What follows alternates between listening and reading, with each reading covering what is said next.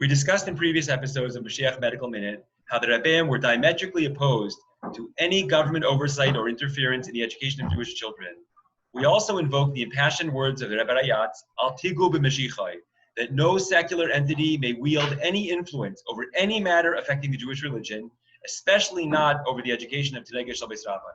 Some people questioned these assertions. They counter that our current situation cannot be compared to Tsarist or communist Russia, since in our case, the government that imposes these restrictive policies are not repressive dictatorships, but rather allegedly have good intentions to keep us safe. And that the Rebbe himself referred to the United States as a Medina Shel Chesed, a nation of kindness. So that even if New York State imposes policies that affect the education of Jewish children, these pundits argue that we are obliged to cooperate since it's Dina de Malchusa, the law of the land. Actually, the Rebbe himself negated this grave error on Shabbos Bereshis, Tavshin Nun Beis, 5752. In fact, I was present at that Farbrengen and witnessed it myself. I vividly recall when the Rebbe raised his voice and declared, one should not think that the Jewish people's existence is dependent on the kindness of nations, because the Torah said, Chesed lu'umim chatos. The kindness of nations is sin.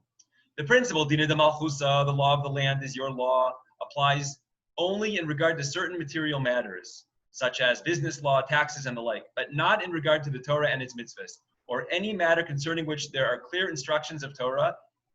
In regard to this, to the latter, we have the unequivocal assurance of the previous Rebbe that our souls were not sent into exile. Furthermore, even in regard to material matters, the dominion that nations have over us is limited in nature. Even if we receive kindness from nations, it does not mean that we need the nation for its kindness. On the contrary, the kindness of the nations is sin. Rather, when we receive the support for our avodah of Torah mitzvahs, this is not the kindness of the nations. Rather, it is God's kindness which He has chosen to grant us through the medium of the nations. When this kindness is appreciated as such, then it is not sin. On the contrary, it's God's will. Every Jew knows simply that the beginning of the Torah is Bereshis bara Elokim, b'shvil ha'Torah shenikras reishis, u'b'shvil Yisrael shenikru reishis. It's self-understood in the most simplest and literal level that nations of the world are not balabatim over Yidden Rahman al-Itzlan. The argument, do not challenge the nations, and the kindness that we receive from the nations has no relevance, since it's self-understood that the concern to not challenge the nations does not affect the Bereshis for the sake of Yisrael and the Ata v'Chartanu. And mainly, this argument is in no way relevant in this context, where the principle of not challenging the nations can never override an explicit teaching of Torah law. End quote. It's clear from the Rebbe's insistence that even the so-called nations of the world have no say over matters pertaining to Torah and mitzvahs, like education of Tnei Shel Beis Rabban, which is sacrosanct and inviolable. Likewise, no one should mistakenly say that these COVID policies are about chesed, alleged kindness and concern for public health. Remember, chesed lu'umim chatos. Such supposed kindness is sin when it violates halacha and causes a breach in Torah observances and lapse in Torah learning of Tnei Shel Beis Rabban. Let's not forget that the very first chapter of Tanya reminds us that the kindness of nations is legarmayu avdin. It's for their own aggrandizement or consolidation of power.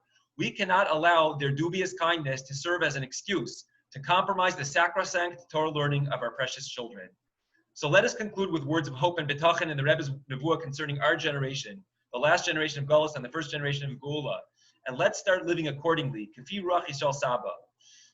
That throughout our entire exile and in all of Jewish history, like Pascha, Yeshiva me'abeseinu, learning and yeshivas never ceased, and that by exalting limud HaTorah and chinuch of our children above all else, and by telling the Umas HaOlam that we answer to a higher power, not to the governor or the mayor, lahavdil, but to Melech Malchei HaMelachim HaKadosh Baruch Hu, that in that merit may we behold the revelation of Mashiach Tzidkenu, Hu Yelichenu, Kavimios Artzeinu, that He'll lead us back to our land in a proud and upright posture, Tekef umiyad mamash.